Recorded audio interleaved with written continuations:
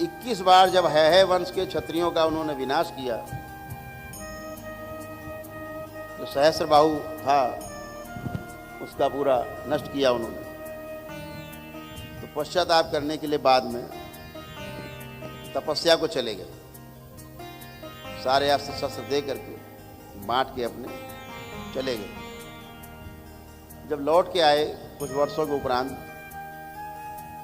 तो उन्होंने देखा अरे ये तो है वंश के क्षत्रिय फिर से दिख रहे हैं, ये कहाँ से आ गए, हमने सारे मार दिए थे, कुछ बच गए। तो उन्होंने अपना परसा फिर उठाया और कहा फिर काटेंगे, छोड़ेंगे नहीं। देखिए स्मृति का खेल, केवल एक स्मृति। आज भगवान परशुराम जी के मंदिर नहीं है जगह जगह, लेकिन जगह जगह मंदिर होते उनके। केवल एक स्मृति ने उन्हें खलनायक बना दिया, जबकि उनसा तपस्वी कोई नहीं, धर्मपरायण कोई नहीं, तो गुरुओं में कोई नहीं। तो क्या स्मृति थी?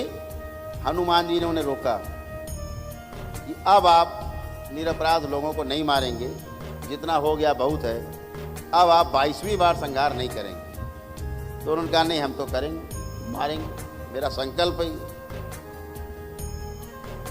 कि क्षत्रिय विहीन कर दूंगा मैं धरती को, यह है वंशी कोई नहीं बचेगा। तो हनुमान जी ने कहा फिर इसके लिए आपको मुझसे युद्ध करना होगा, मुझे पराजित करके ही आप इनका संहार कर पाएंगे। तो कथा ये है पुराणों में कि हनुमान जी का भगवान परशुराम जी के साथ लगातार 5 दिन तक युद्ध होता रहा। बीच बीच में हनुमान जी समझाते भी रहे कि छोड़ दीजिए, हट, नहीं मारेंगे।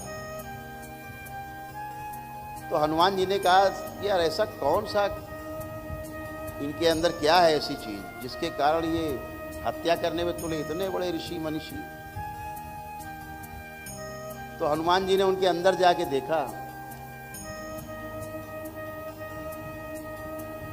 कि एक स्मृति उनकी ऐसी है, जब इनके पिताजी की मृत्यु हुई थी तो ये रोए नहीं। परशुराम जी, भगवान परशुराम रोए नहीं,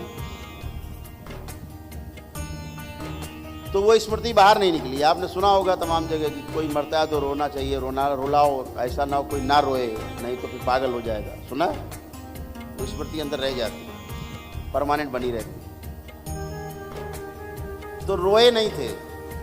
यहाँ देखते हो जो स्मृतियाँ निकालते बहुत लोग आंसू गिरते हैं, अपने आप आंसू गिरते, रोते नहीं है, अपने आप आंसू गिर रहे हैं, निकल रहे हैं। जब दरबार कहता है कि आंसुओं से भी निकाल दी जाए स्मृतियाँ, गंदगी, डकार से निकाल दी जाए, डकारें आती हैं आपको, खांसी से निकाल दी जाए, खांसी आती हैं आपको, जो दरबार बोलता है जमुआई से निकाल दी जाए, तो जमुआई आती हैं आपको, सब सूक्ष्म रूप से गंदगी निकलती बाहर।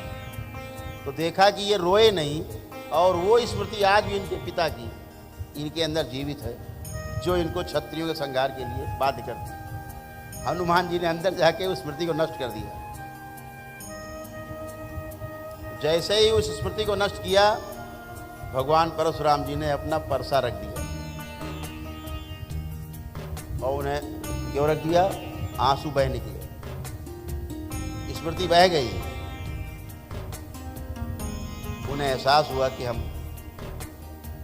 ठीक नहीं कर रहे और संहार बंद कर। तो एक स्मृति इतने बड़े योगी को, जो हुआ ही नहीं उनसे बड़ा, भगवान श्री कृष्ण जी को भी चक्र देने वाले भगवान परशुराम ही। सुदर्शन चक्र देखा किसने दिया था पता? परशुराम जी ने दिया। तो सर्वश्रेष्ठ योगी, एक स्मृति जिनके पूरे जीवन को बदल के रख सकती है। तो फिर हम आप तो कोई बस चीज ही नहीं है ना। और आप में अरबों खरबों स्मृतियां आपके अंदर, ये दरबार नष्ट करता है आपकी रोगों की स्मृतियां, कष्टों की स्मृतियां, हर जगह जहां जहां बाधाएं आ रही, सब जगह स्मृतियां हैं। ये भूत प्रेत क्या है? थॉट्स ही तो हैं। कोई प्रेत थोड़ा ना खड़ा, शरीर थोड़ा ना है, थॉट्स है, जिंदा है। आपको जान के आश्चर्य होगा, जो स्मृति है ना, ये भी जिंदा रहती है और केवल दिमाग में नहीं रहती, पूरे शरीर में जितने सेल्स हैं, हर एक सेल में स्मृति संग्रहित है, रहती है, एक एक सेल में। तो ऐसे स्मृतियों का संसार है, स्मृतियों का एक बहुत बड़ा जाल है। हम आपसे महीनों बात कर सकते हैं स्मृति के ऊपर। पितृ क्या है? स्मृति है। मरे मर्द, अंतिम स्मृति, चिपक गए। अब मेधस में जाएगी, मेधस को कंट्रोल करेगी, निश्चित रूप से आप वैसी हरकतें करेंगे, वही जो उनको रोग थे वही आपको धीरे धीरे जीवन आपका स्वीकार कर लेगा। स्मृति को रोग होने लगेंगे आपके शरीर में, मन में। जो जैसा देखता था वैसा दिखने लगेगा आपको। पागल था आपका पिता तो आप पागल होने लगेंगे। पैरालाइज था तो आपको पैरालाइजेशन हो जाएगा, पैरालाइज हो जाएंगे। उसको एड्स था तो आपको एड्स होगा। दुनिया कोई ताकत आपको नहीं बचा सकती। कैंसर था तो आपको कैंसर होगा। कोई दुनिया की ताकत आपको बचा नहीं सकती। आप लगाए रहो ताकत। एक बार ऑपरेशन कराओ, 2 बार ऑपरेशन कराओ, 3 बार कराओ, चौथी बार मर जाओ। ऑपरेशन कराते कराते काम खत्म।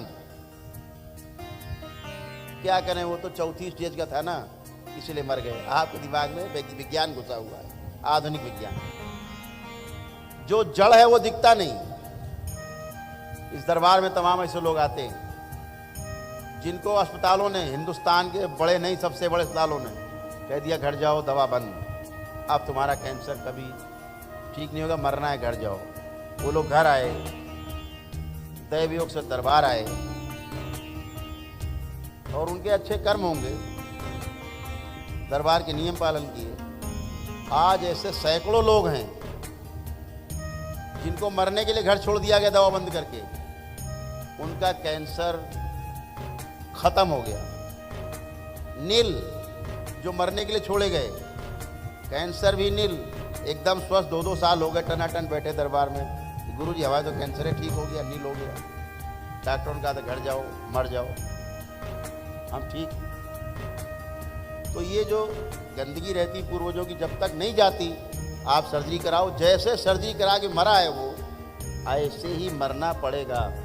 यही स्मृति है उसकी, अपने को रिपीट करता है वो। अगर वो आईसीयू में जाके मरा है तो आपको खींच के आईसीयू ले जाएगा। उसको लगे मर जाएंगे, जल्दी चलो आईसीयू, और आईसीयू पहुंच जाएगा।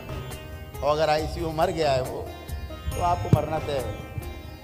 और अगर आईसीयू से ठीक होकर बाहर आ गया, घर आ गया था, तो आप भी आईसीयू में रहेंगे 2-4-6 दिन और फिर घर आ जाएंगे। फिर कभी 2-4-6 महीना, साल 2 साल में फिर पता लगे आईसीयू भागो। वही पितृ, जब वो आगे आएगा तो वही नाटक होगा, बिल्कुल वैसे ही होगा। बचने को उपाय नहीं। तमाम रोग हम देखते हैं, कोई 90% आपके रोग ही नहीं है, पितरों के रोग। तो ये स्मृति एक विज्ञान, जो स्मृति विज्ञान है, बहुत गंभीर है, बहुत बड़ा है।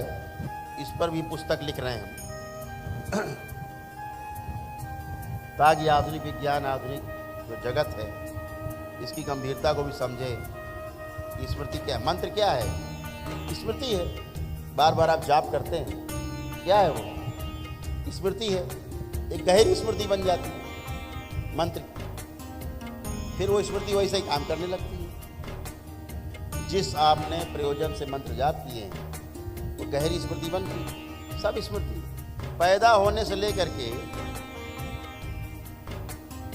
और मृत्यु होने तक, कपाल क्रिया होने तक, चिता में जितने भी संस्कार किए जाते हैं मनुष्य के, ये सिर्फ इसलिए होते हैं, आपको जान के आश्चर्य होगा, कि आपको पितरों की स्मृतियां परेशान ना करें, आपकी पिछले जन्मों की स्मृतियां ना आ जाएं, आपको तंग ना करें। इतने के लिए सारे संस्कार हैं ये, इसीलिए संस्कार बोले गए। मृत्यु हो गई, चिता पर भी जो हो रहा है ना, ये भी संस्कार ही बोला गया। संस्कार, संस्कार मतलब जीने में जो आ जाए, जो जीने में आ गया है, जीने का हिस्सा बन गया, अनुभव हो गया है, वो संस्कार है। ऐसे तमाम समस्याएं हैं जो आपको पीड़ित कर रखती हैं। तो ऐसे आप इन चीज़ों से मुक्त होते हो, तो आपकी जिम्मेदारी बनती है कि यहाँ से जाने के बाद अच्छा अच्छा सोचना है, अच्छा देखना है, अच्छी बातें करनी है, पुरानी बातों को रिपीट नहीं करना।